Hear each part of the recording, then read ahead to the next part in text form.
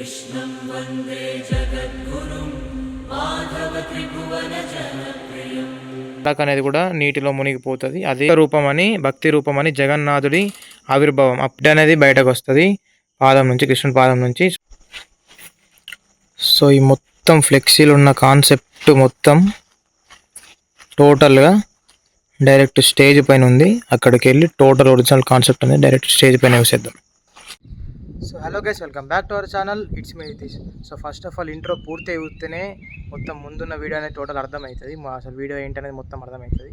So మన కొరుట్ల గణపతులు తయారు చేసే కేంద్రంగా కాకుండానే మన కొరుట్లలో మట్టి గణపతులతో కాన్సెప్ట్ విధంగా అనేది గణపతులు అనేటివి రెడీ చేస్తూ మన డెకరేషన్ చేస్తూ పెడుతూ ఉంటారు వినాయకుల్ని. సో అందులో భాగంగానే మన కొరుట్లలో త్రిశూల్ యూత్ వాళ్ళు 25th యానివర్సరీ సందర్భంగా చాలా భారీ కాన్సెప్ట్తో ముందుకు వచ్చేసారు. అసలు ఆ కాన్సెప్ట్ ఏంటిది, ఆ కాన్సెప్ట్ ఎలా పెట్టిర్రు, సో మనకు ఎలా అర్థమయ్యేలా అక్కడ డిస్ప్లే పెట్టిర్రు అనేది టోటల్గా యూస్ చేద్దాం ఈ వీడియోలో. సో ఖచ్చితంగా అందరు ఫుల్ వీడియో చూడండి, లైక్ చేయండి, షేర్ చేయండి, సబ్స్క్రైబ్ చేయండి.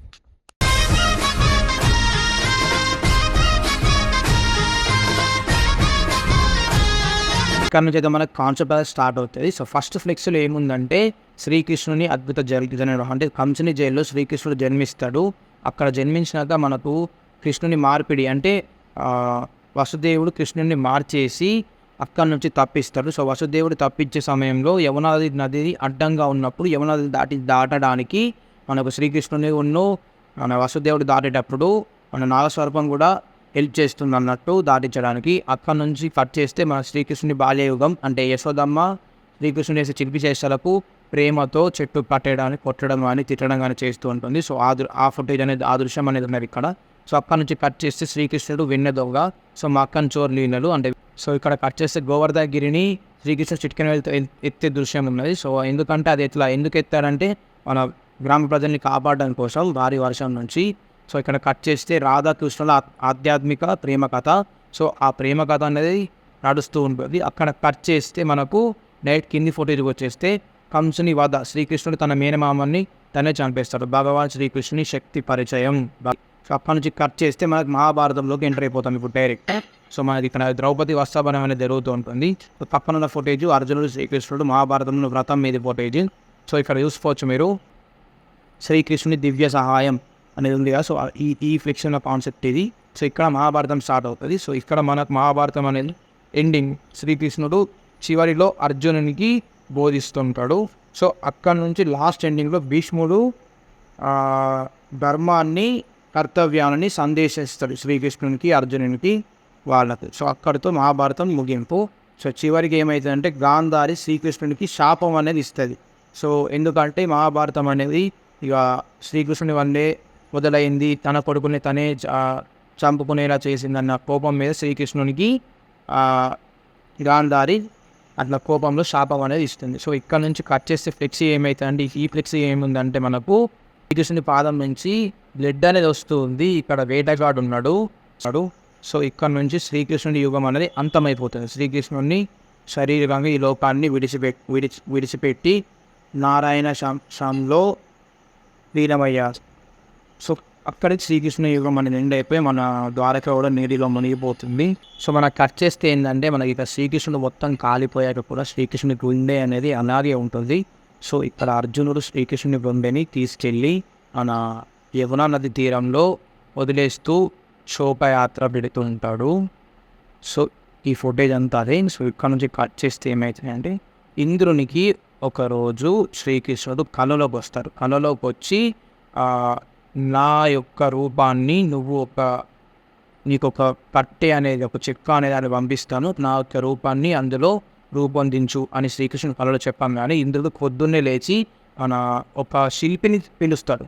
శిల్పిని పిలిస్తే శిల్పికి చెప్తాడు ఇలా అయింది అని. సో శిల్పి అంటాడు, నేను 21 days రూపాన్ని చెక్కదిద్దుతాను, మొత్తం చెక్కుతూ వస్తాను, నన్ను 21 days నన్ను డిస్టర్బ్ చేయొద్దు అని చెప్పి రూల్ పెట్టి మన వర్క్ అనేది స్టార్ట్ చేస్తాడు. వర్క్ అనేది స్టార్ట్ చేసి 21 days అవ్వకముందే 20th day అంటే ఇంకొక రోజు ఉండగానే అందులో నుంచి చప్పుడు రాదు, అంటే ఆ లోపల సైన్ చప్పుడు రాకపోయేసరికి ఇంద్రుడు వెళ్ళి చప్పుడు ఎందుకు వస్తలేదు, మాయమైపోయాడా ఏమైందని వెళ్ళి చూసేసరికి మాయమైపోతాడు. ఎవరైతే శిల్పి ఉన్నారో. సో అందుకనే మనకు పూరి జగన్నాథ స్వామికి పాదాలు అనేటివి ఉండే, పాదాలు చేతులు అనేటివి ఉండే. సో అందుకే ఈ రూపంలో ఉంటారు పూరి జగన్నాథ స్వామి. సో అదే రూపాన్ని తీసుకొచ్చి మనకు గణపయ్యకి పెట్టేశారు ఇక్కడ. ఇది టోటల్ స్టోరీ. సో ఈ మొత్తం ఫ్లెక్సీలు ఉన్న కాన్సెప్ట్ మొత్తం టోటల్గా డైరెక్ట్ స్టేజ్ పైన ఉంది. అక్కడికి వెళ్ళి టోటల్ ఒరిజినల్ కాన్సెప్ట్ అనేది డైరెక్ట్ స్టేజ్ పైన వేసేద్దాం. సో మొత్తం ఫ్లెక్సీస్ అయితే ఉన్నాయి, క్లాత్ ఫ్లెక్సీ లెక్క. చూడండి ఒకసారి, మొత్తం ఒరిజినల్ రియాలిటీ టైప్ ఉన్నాయి ఫ్లెక్సీలు అన్నీ. సో ఇక్కడ నుంచి స్టార్ట్ మనకు కాన్సెప్ట్ అనేది.